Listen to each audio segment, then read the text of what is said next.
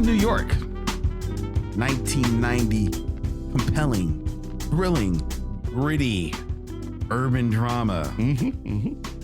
Starring Christopher Walken, Wesley Snipes, Larry Fishburne, David Caruso, Giancarlo Esposito, Victor Argo, Joe Delia, Steve Buscemi. Blinking, you miss him. A psychotic drug lord leaves prison bent on sharing his profits with the poor, but finds that the streets are tougher than when he left. There is no way of washing the blood from his dirty money. This is one of the most asked films on the Micheaux mission because there are quite a few of you missionaries out there who want us to answer the question that I pose to Vincent. Is King of New York a black film? Is King of New York a black film? That is, of course, one of two questions. It's the question that we usually answer, which is whether or not we would recommend this film. Right. So, you do want to do the business. And then, King of New York is a film that is a cult classic among certain audiences. As you said, Christopher Walken plays this drug lord who gets out of prison at the beginning of the film and then goes through the rest of the film trying to make money and sponsor a hospital and so on and so forth. And I think you understand why this film left a mark when it came out in 1990 and has come out since then.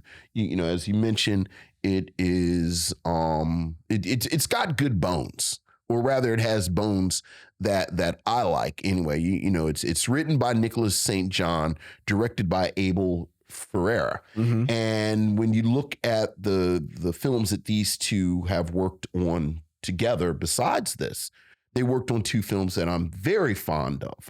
The Bad Lieutenant and something that we talked about, and I think I conflated the two.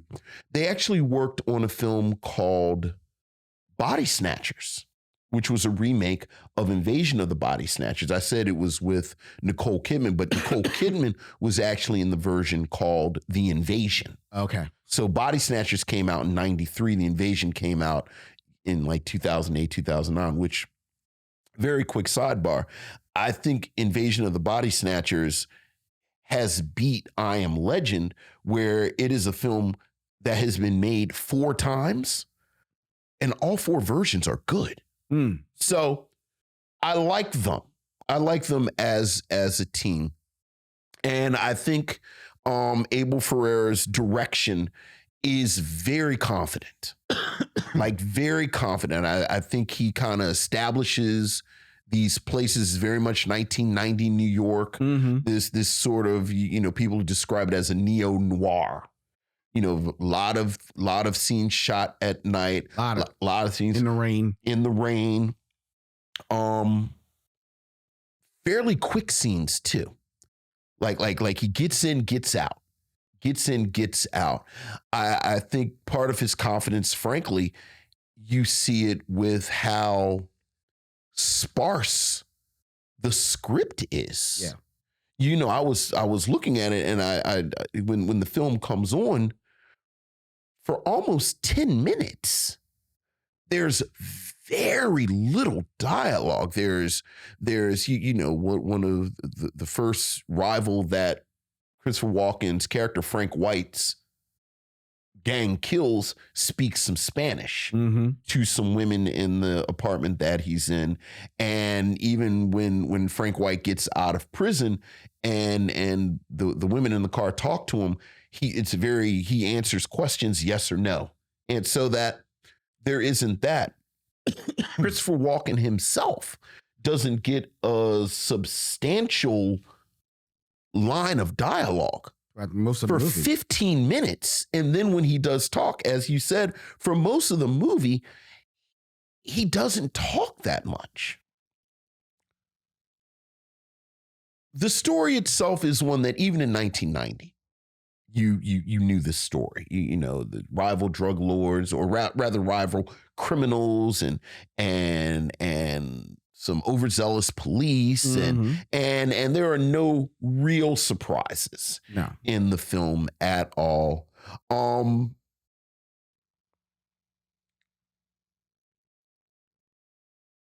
But the reason that people talk about whether or not, or ask whether or not this is a black film, really does speak to the performances. Because the performances in this film, the caliber of actors in this film really carry the load for character itself. Like you get the sense that these characters, frankly, are written better than they are because of the caliber of actor. Wesley Snipes plays an overzealous detective as part of this detective crew that has been charged with bringing down Frank White. David Caruso, in a role that I think got him on a lot of people's radar, also plays one of these detectives. Giancarlo Esposito doesn't have, frankly, any real dialogue where you can hear him. Yeah, not really. Like you see him talking, but he has great presence, even as a young man. Roger Gouverneur Smith shows up for one scene as a politician, but you can tell he's a politician that's a little dubious. You know him immediately. Teresa Randall is mysterious and sultry and sexy. Doesn't say much. I don't think she says anything. But she doesn't have to. She's Teresa Randall. I don't know how much they paid Lawrence, or as they say, Larry in here, because he hasn't changed his name, Larry Fishburne, for this role. But he should give them the money back, because there is not one actor in this film who's having as much fun as Larry Fishburne. As Frank's hopped up Jumpin' Jimmy, his main lieutenant. And then you have Christopher Walken, who, you know, it's interesting. You know, we think about Christopher Walken now, and he's almost become like a caricature. You know, people, Christopher Walken and the voice, and you know, everyone does Christopher Walken imitation. Certainly he's gotten a little older. But young Christopher Walken has this wonderful presence that you buy him. You know, I think we were talking about Dubious Kings before the review, and I think, you know, one of these film tropes that you see more often than you should is the cool white guy. Yeah. And part of the way that the project lets the audience know that he's the cool white guy is because he has all these black subordinates. Yes. And 9.5 times out of 10, it comes off very false. Like you can tell this is just the movie saying, oh, well, this is a cool white guy, and now we got these black actors around him. Christopher Walken, you believe this Frank White can actually be in charge of a gang with Lawrence Fishburne, Giancarlo Esposito, Steve Buscemi, these people who would go on not that long after this film to portray crime lords in their own right. But you believe this character who, like I said, does not have a lot of dialogue. So that I don't think this film ages as well as some of its contemporaries. Like, this comes out the same year as Goodfellas. Yeah. Reservoir Dogs comes out 3 years after this, which, when you think about this kind of low rent portrayal, this portrayal of low rent criminals, those are really the gold standard. And you understand why. This film is not as good as either of those films. But this is also a film that was made before those films, which I think lends it an air of being unique that, frankly, the vast majority of the films that come out after Goodfellas, after Reservoir Dogs, don't have, because everything that comes out after those films, derivative of those, is basically responding to that. So for that, I still land on liking this movie. Now, as a black movie, I have to say,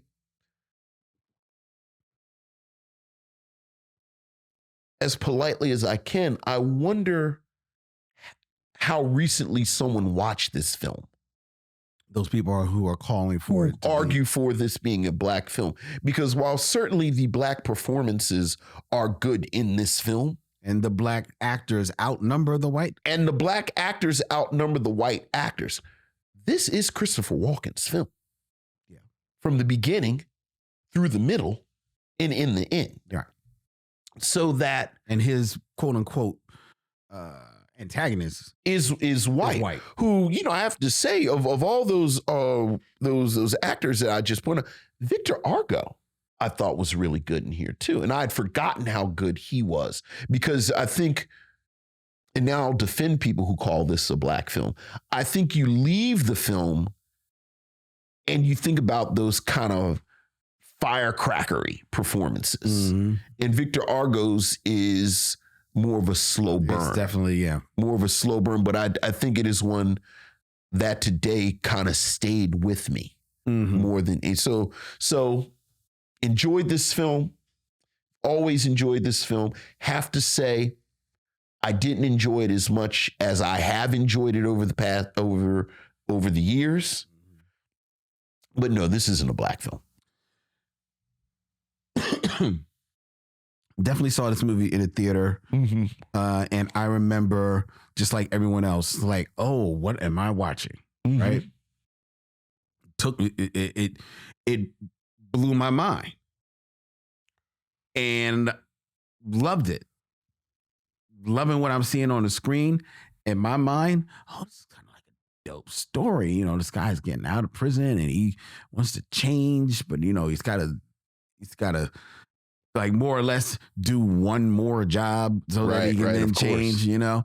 So I'm like, you know, I've seen this story before. But to your point, this is not a film that ages well, I don't think. And the last few times that I remember watching the movie, I remember not finishing it. And primarily because it's a little cringy. And what is making me cringe is, and it really hit home today watching this, it's interesting that people want to herald this as a black film because it is steeped in that world in 1990 that, you know, if you were of a certain age, you were finding out about that life, that drug life, that drug dealer life, you know, flashy cars, clothes, dope rope chains and stuff like that, girls all over the place. And this film famously has a soundtrack by one of the pioneers of Philly hip hop. Absolutely. Schoolie D. Yeah. And it's his biggest hits. Yeah. And they still pop off the screen when you hear them. So it has a lot of hip hop credit to it. But watching this film today, there is not one person in this film that has any redeeming qualities. Okay. Every one of the black characters in this film are on the side of crime, except for Wesley Snipes' cop, Tommy, yeah, who goes over the top. as cops are wont to do. Yeah. You know, with the rest of his cop guys. So he doesn't have any redeeming qualities either. Unless you want to count that he's shown as having, being a seemingly loving father and wife and husband. Yeah. But nobody has any type of redeeming qualities. And you talk about the dialogue being so sparse. I think the dialogue is too sparse because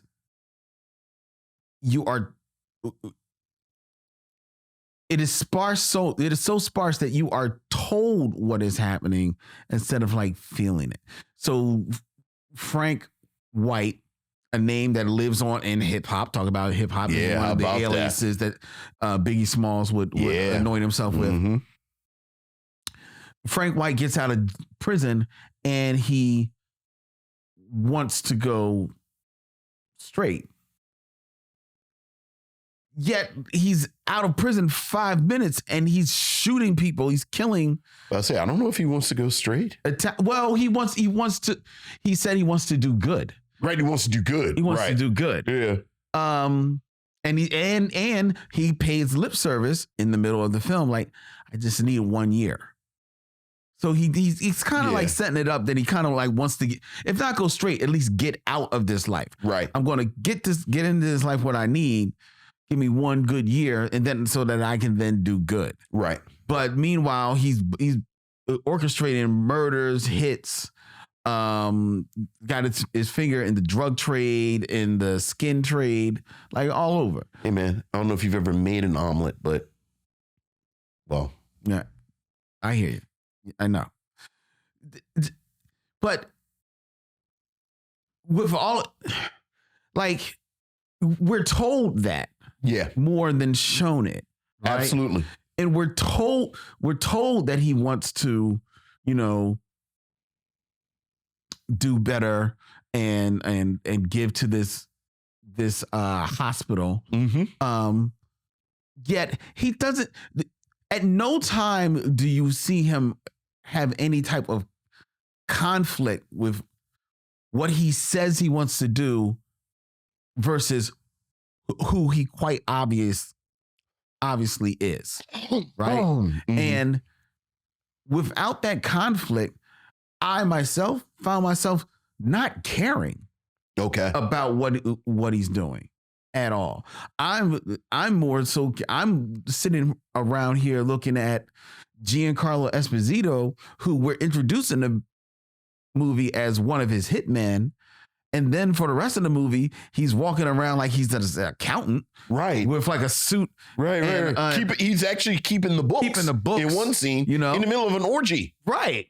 Wow, he's got a great work ethic. But then at the end, he's back to being one of the hitmen. So I'm like, which way is it going? And the film doesn't care because we're never given his name, even though I think he has maybe 1 or 2 lines. Sure. The only person who has a gang that has any lines, Lawrence Fishburne or Larry Fishburne, like you said, having the oodles of fun, playing a psychotic nut. Yes, he is. Nut job. Okay, so he can play a psychotic nut job. Good on you. And then he's got a couple of other nut jobs that are running around with him, like laughing at his stupid jokes. But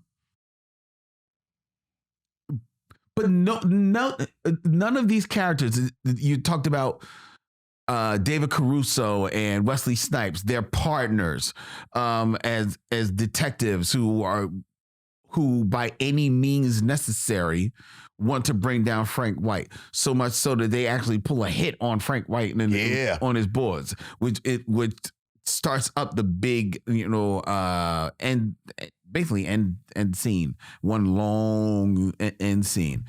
They don't have any redeeming qualities. Nobody has any redeeming qualities. So therefore, I don't care about anyone in this freaking movie. And I'm looking at the bare bones script. I'm looking at the very rudimentary plot that's taking us from point A to point B. We know exactly where we're going along every step of the way. We can tell that guy's about to die. He's about to die. He's about to die. and it just really left me numb. Don't get me wrong. I'm all for a dumb action movie, right? I'm even can just sit down, take off my brain for a stupid, drug thriller, urban thriller as they promote this. But when you have this cast, albeit Wesley Snipes, Larry Fishburne, Giancarlo Esposito, they aren't the men that we would know them to be yet. And nor are they given really the space to present even a little bit of them. Of that in this film. But when you have that type of cast, you're expecting them to do, the director and the writer, to do something with them. Okay, and if you're not going to do anything with the ephemera that's around Frank White, then let's really explore Frank White. And in trying to make him so cool and detached from some things, you never invite us into any of his interiority, like anything that's going on inside of him. And this time around, I found myself saying, well, then you just lost me. And as far as whether or not it's a black film, I'm just seeing you use black bodies in this movie to prop up this BS story that you've got. So no, I don't think it's a black film. I don't necessarily think it's a good film. I recognize this cult status, and God bless his cult status, but I think this is another film, to me, like Superfly, that has this cult status on his reputation and not actually what it's up on the screen. Interesting. Because you do wonder. We'll have a couple of questions. You do wonder how many people have actually seen this. Of course, Lenny, you go down that road. The older I get, the more I have that question about so many of these films. Well, that's true, which is why you have to keep them in the context of the time. No. I'm talking about reputation versus what's actually on the screen. Okay. And I do agree with you, frankly, because I think this at this point about damn near 90% of these movies that more people know about this film or even references. So as you mentioned, Notorious B.I.G. would use Frank White as one of his hip hop aliases. They seen a Schoolie D video. Then have ever actually seen this film. So there's that. And then, I do have to, even if you've seen the film, and I'm guilty of this, I think part of it has always been, it's just neat seeing just the preponderance of actors. Seeing those faces that you like. Like again, it's like all of these characters, Harold Perrineau, I know, is in here for a couple of scenes. I joked last week, but it really is true. Almost one half of the cast of School Days is in this film. But then the other thing I was thinking about, do you have to have a redeeming character in a film for you to have, does there have to be someone with some type of moral compass for a film to hook you? I think it maybe not necessarily a redeeming character, but there has to be at some point where you're, to me anyway, in some way, I'm at least relating to the character and what the character is going through. I may not I may not ride with it. It may be preposterous, but you have to relate to it. I gotta at least care a little bit about what you're doing. Otherwise, I'm just sitting there watching images. And as cool as Abel Ferreira is as a director, and some of the settings, especially you mentioned filmed at night, filmed sometimes in the rain and alleys. There are some really great shots in this film. I just don't care. Just don't care. I don't care about anything that's going on. A little bit because you see, like I said, Wesley Snipes' character with his wife and his kids at a cop wedding, and you kind of see him seem like a good guy. But see, that's what I mean, though. Like I feel like, obviously, morally, the police are morally on the right side, even with them breaking the law and going and I do think it is significant that the big set piece with the police is at a wedding. Mm-hmm. And as you said, you see these men as brothers in arms. You see them at a wedding. You see at least Wesley Snipes as a father and a husband. Mm-hmm. They're at the wedding of their partner. And so that I think morally, there's no question that the police are on the right side. But I felt like the film identified more with Frank White and his crew. No, they did. Which, for you to keep going back to Tommy Flanagan, Wesley Snipes' character, Tommy Flanagan, as his father and husband and this, that, and the other, I feel like that read is counterintuitive to what Abel Ferreira, I'm going to call him Abe Vigoda, Abel Ferreira set out to do. And I guess what I'm trying to get to is, what is the failure of the film that it didn't steer you the way I think the film wanted to steer? Because clearly they want you to think that Frank White and his crew are cooler than cool. But that's it. That's all they want you to. He doesn't want you to think anything more about him. But that's not enough for you to relate or to be on Frank White's side. No, especially not if in the middle of the movie he's telling me I want to get these millions for this hospital. Okay, all right. So like Reservoir Dogs, of course. I don't. The missionary has me feeling all self-conscious about spoiling a film, but Reservoir Dogs has a character who ends up being clearly a moral center. Mm-hmm. So let's do Goodfellas. Okay. No one is good in Goodfellas. Do you relate to any of them at all? Relate to them? Maybe not necessarily relate, but I'm on the ride with Henry. Right. In Goodfellas. Right. He's our point of view character. He's our point of view. Yeah. And because I'm on this ride with Henry, and he is showing us both sides of his coin, I'm curious as to which way he's going, which way and where he's going to land. Mm-hmm. Right? There is a mystery. I want to know, where is this going?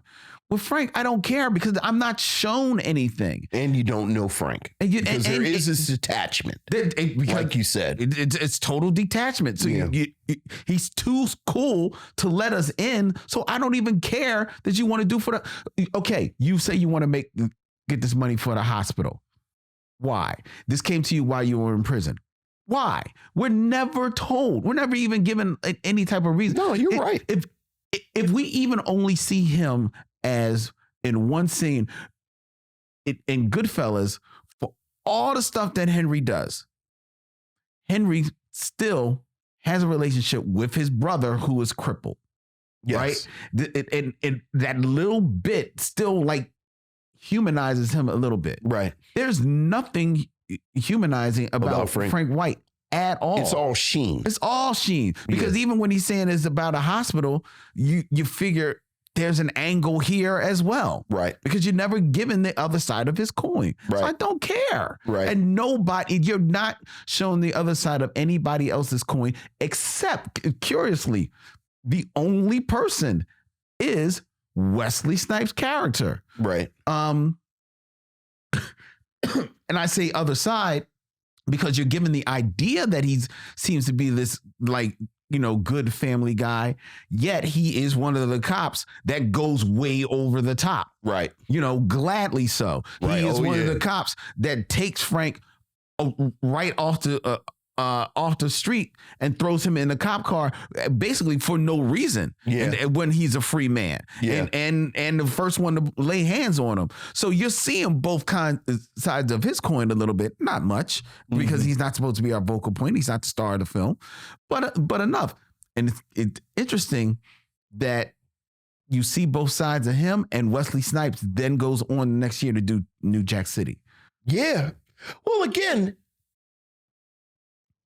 let's be clear. If I recommend this film, it really is as a historical document, because so many of these actors, you can like they're on the launch pad. Yeah, but again, you're saying historical document.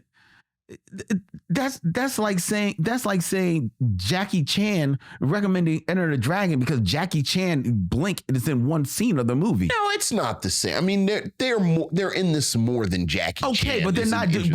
But they're not really doing anything. If any of them performance that you maybe are pulling something from just for the hilarity of it. The joke of it is Lawrence Fishburne as Jumpin' Jim, because Wesley Snipes is basically playing just a straight cop. Giancarlo Esposito is just the guy carrying the bag. Yeah, you really I actually think Wesley Snipes' performance is more than just a cop. Okay, fair. As you said, I think you absolutely see. Well, he's on a launch pad. Fair enough. Yeah. But I think there are other films that show him, that do him even in around this time. I don't know if there are. What are they?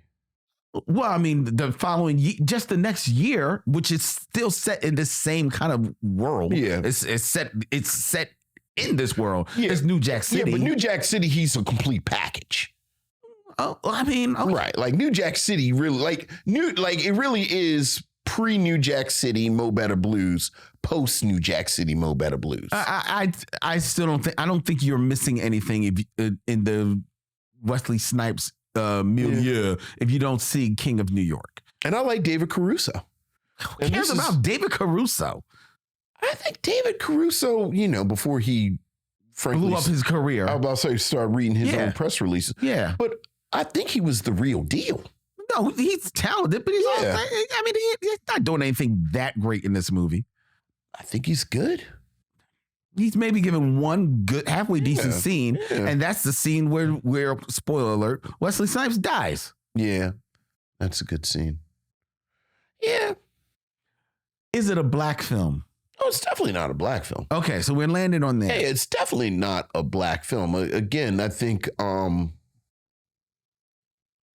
think part of the reason it has a place in the culture, speaking of Biggie and Frank White, of these kind of films that hip hop culture has adopted, Scarface, Goodfellas, I think it's the only one with some black people in it. Yeah.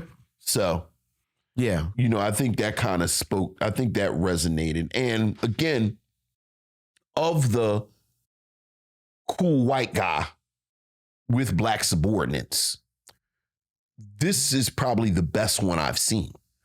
Like I said, I believe this character with these people around him. And I very rarely believe this character. Yeah. So, for that, I understand why it resonated enough that, again, you and I have had this conversation a lot with people about King of New York. About King of New York being a black film. Would you recommend it?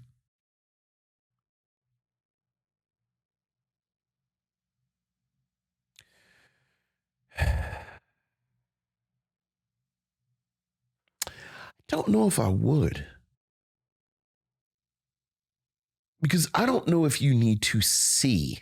You just said it's a historical document. It's a historical document, but David Caruso, gotta see it. Your words.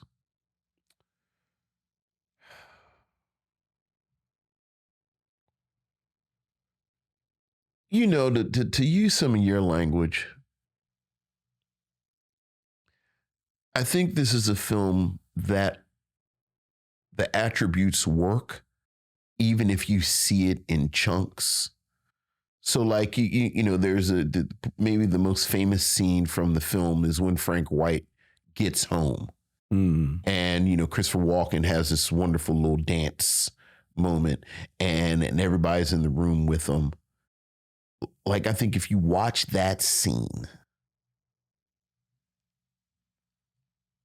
I don't know how much more you need to see. Or you need to see, like, okay, you need to know about, like, you know, like Wesley Snipes isn't in that scene.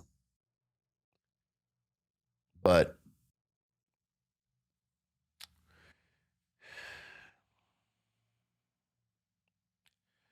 and then it's so stylized and cool, but you know, frankly, Michael Mann is doing a similar thing. Like is this is 1990, so Miami Vice is off by now. But Michael Mann was doing a similar sort of thing cinematically. Yep. And he does it better. So even if I wanted to argue it from that perspective, like just the cool scenes and everything, it's like, yeah, man, what's my Michael Mann movie? What, Collateral? No. Early Michael Mann, 80s, like before Heat. What was my Michael Mann movie? It's on the tip of my tongue. It's the Michael Mann movie that kind of, frankly, it kind of spills over into Miami Vice. It's a Michael Mann movie. I'm looking it up. Give me a moment. You can look in the chat and see if anybody sees. It's like Andy Garcia in it. Mentions it. It's the Michael Mann movie that I'm thinking of that is so good from this moment. Well, I know you're not thinking about Thief. I mean, what's before Heat? Thief, The Keep, Manhunter. Land of the I'm pretty sure it's Manhunter. Last of the Manhunter. Oh yeah. I'm pretty sure it's Manhunter. With William Peterson. Yeah. Pretty sure it's Manhunter. Yeah. That's the movie isn't that the movie that introduces pretty sure it's Manhunter. Hannibal Lecter. Yeah, with Brian Cox. So, you know. Okay. I think I'm gonna say no. What? Would not recommend King of New York. Yeah, I wouldn't recommend King of New York either. We're going to hear it about this. Oh, we'll hear it. I don't care. Welcome to my world. Yeah. They look, people. You're going to continue seeing this as a cult status if you love this film. If this resonates for you, you own the DVD. I watch this every year. God bless. Keep on. I don't know who's going to say that though. Who's going to say it and mean it? I was about to say, because I do wonder, when is the last time that someone watched? And again, look, I think part of the problem with The King of New York is that other films came out that did this kind of thing better. They did it better. Yeah. I mean, New Jack City is around the corner. Right. And I even remembered Barry's Schoolie D soundtrack being more present in the film than it actually is. Yeah. So, I love Christopher Walken. Yeah. There are other Christopher Walken films to watch, a cool, slick, sly, dancing Christopher Walken. You're right, though. Like, I keep talking about Goodfellas and Reservoir Dogs, but the problem with this is New Jack City came out. right on his heels, and does everything. Better soundtrack, more gripping characters. You know, it's playing both sides of the fence. What years? New Jack City? 1991. That's the real problem with the King of New York is that New Jack City came out. And that's why King of New York has cult status. Yeah. Yeah, you called that. I'm so busy focusing on Reservoir Dogs. Yeah. And kind of, again, like low rent criminals. Mm-hmm. But yeah. Yeah, so no, I can't recommend. I agree that it's not a black movie. I can't recommend King of New York. Okay. And I got to be honest, going into this, I didn't think I would. I knew I was going to land on it wasn't a black movie. I wasn't sure I would land on whether or not. I thought it was going to be a no-brainer. As far as a recommendation. Like I really did. Like, I mean, obviously you got to watch King of New York, but I was like halfway through. I was like, Man, no. Yeah, all right. I have to watch King of New York. Yeah.